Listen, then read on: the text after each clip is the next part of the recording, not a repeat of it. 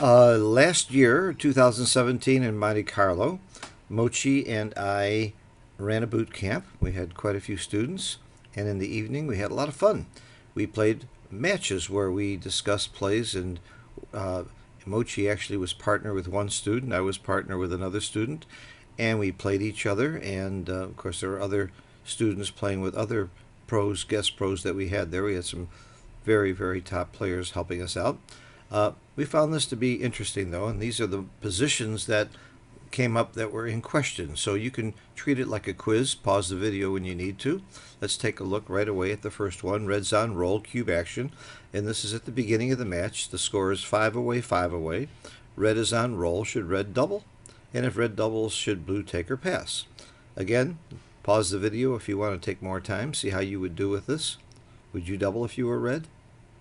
Would you take or pass if you were blue? The answer is it's a double and a take, a pretty big double and a pretty big take. Fairly standard position. I think some people might have a problem taking this cube, and more people would pass, but you know, you don't hit that many times, and blue often anchors, and even if you hit loose, if you don't roll a double 3 or a double 4 and you hit loose, blue's got a pretty reasonable chance to anchor. Let's go to the next one. Go to the next one. There we go. Blue to play 6-4, checker play problem. Now blue is going clockwise. Here's the inner board. Blue's playing 6-4. What do you do?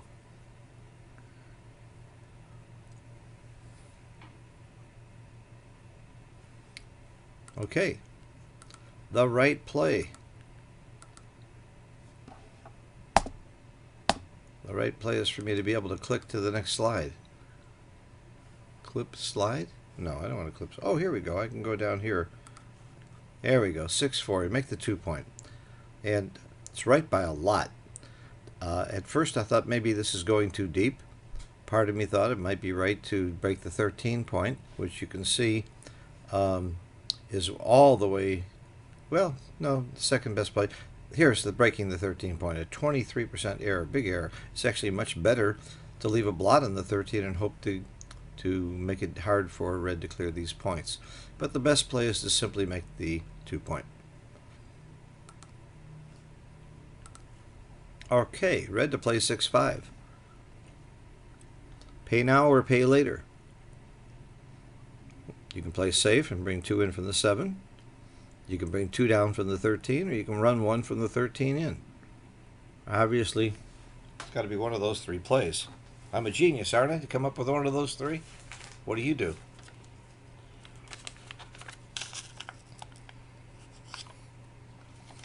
There's a real incentive to pay now instead of pay later, and that's this blot right here. Because if you get hit, unless he hits and covers, you got a good chance, and that is the reason why you pay now. And of course, it's better to bring them both down. Why? For one thing, it's fewer shots. It's only 11 numbers that hit instead of 11 numbers plus 8s. 5-3, 6-2, and double 4. So that's 5 more shots. And also, if you don't get hit, it's much easier to bring this home safely. But it is right to volunteer, and if this was covered, you would not volunteer. It's that simple. Okay, let's move on. I said move on. Blue to play a 5-4. By the way, if it matters, the score is 3 away, 5 away. Red is 3 away, blue is 5 away. I always show the away score on my Extreme Gammon. You can right click and it will show it gives you a choice of showing the actual score of the away score. I like to show the away score because that's the way I like to think over the board when I'm playing, because that's what really matters. Okay, so blue has a 5-4.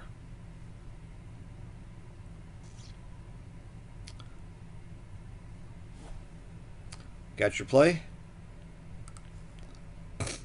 Play it quietly. Play it simple. You're way up in the race. Don't activate more contact and more chances to get checkers back. And this is simply a racing, when you're up in the race situation. Next one. Blue to play 3-2 from the bar. Blue's got to come in. This is the same game, 3 away, 5 away. And a lot of options here. You can make the 22 point. You can come in and make the 11 point. You can come in on the 2 and hit. I don't see anything else.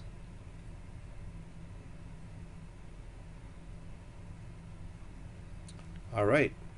The right play is to make the anchor. The race is close enough. You have an even board. He'd like to play more of a hitting game than you because you have a better priming situation. And this is the fewest shots. And an anchor in your opponent's side is a good thing to have. Let's go on. Red to play 5-2.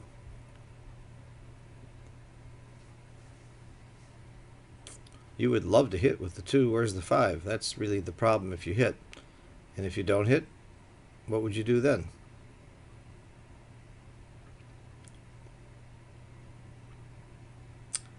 Three away, 5 away. Blue has the cube.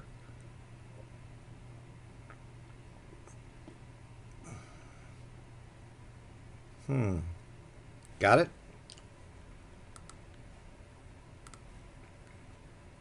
Hit and continue.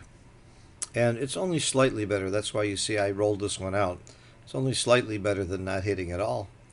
24-22 to come up and get out of there and go past. But at the time, I really thought hitting was right, but really wasn't sure what to do with the 5. And we found out. Okay, blue to play 5-4.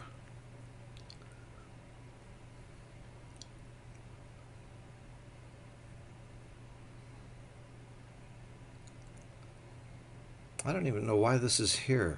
This looks so obvious to me that you would play both checkers off the 8 point, doesn't it? And it is obvious. Again, maybe one of the students got it wrong. If you don't get hit back, you're making a good points, and if you do get hit back, you're timing your game, your 1-3 back game. Keep in mind though, when you have a 1-3 back game like this with the 7 point open or the 18 point, your 18 point open, his bar point, as we call it, you're not necessarily committed to a back game. You might want to go forward here. So that's something to keep in mind too. Okay, next one. 2-1. You have to come in on the 1, and you've got a 2 to play. I know Jim Pasco would hit here. He'd play 5-3. But he doesn't need the money. That's why he can hit there. Obviously, that's not the right play. Come in on the 1. Where's the 2? Come up. And it's right by a lot. It's very important to have the spare here so that you don't have to, if you get into trouble with double 4s or high numbers, you won't start crashing your board. You want to be able to hit a blot out here from here without giving up the point. You're much more likely to be able to hit from the 3 point than from the 1 point. So getting this checker up here is a real key concept to know when you're playing back games. Okay, let's move on. Number 9. We only have 10, so we're almost done. Blue on roll, recube action. Now, blue is 5 away and red is 3 away. And should blue redouble? Should red take if redoubled? The first thing you should ask yourself is, do you know the take points, so the recube take points at 3 away, 5 away? This is an interesting lesson. I've memorized these, and it took me quite a while. So the player 3 away is being recubed, and the take point is 25% at 3 away, 5 away. I'm sorry, the leader's take point's higher. I got it wrong. It's elevated. It's 33%. It's 25% at 3 away, 3 away. The 3 away, 5 away, the leader goes to 33%. The trailer is 18%. So the question is, and gammons aren't a real big factor with the cube on 4. A gammon is not worth that much to blue because it's inefficient, and if he just wins the game, he gets to Crawford. But do you think red can win 33% of the time? Then you know it's a take. If not, then you know it's a double. Then you have to decide whether to double or not. Okay, the answer is it's not a redouble, but it's close. And in the actual match, I really thought it might be right to redouble, partially because my partner and I were playing this guy named Mochy, and I thought it might be a good time to redouble. And I was happy to see it wasn't a big mistake. And I don't think you'll get many passes is the big problem here, because even when you hit, Blues got an okay game. It's not a very well timed 1-3 back game, but when you hit, it's not that bad timing wise. All I have to do is pop out a checker or two. So that's why it's such an easy take. Okay, we got one more. Blue on roll recube action now.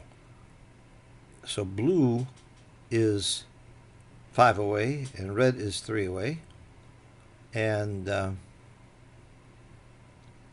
blue is on roll. And again, red's take point is 33%. Should blue redouble? Would red take or pass? And the answer? It is a redouble, only a small one, and a huge take. God, these are hard to take. But you often will come in with a 1 and pop out before blue gets enough checkers around to stop it. And you might always get a late shot. And of course, there's the beautiful roll for blue right now of rolling double 2 or double 3. Either one is going to hurt. And even double 5 and double 4 could cause some problems very soon. So there's some play here. And a lot of play. In fact, it relates to 42% wins, which to me was very, very interesting. I never would have guessed that high. So you got to put these in and look at them. Hope you enjoyed this, and we'll see you in Monte Carlo next time, this coming July. Bye-bye. This is Phil Simbort from the Backgammon Learning Center, trying to escape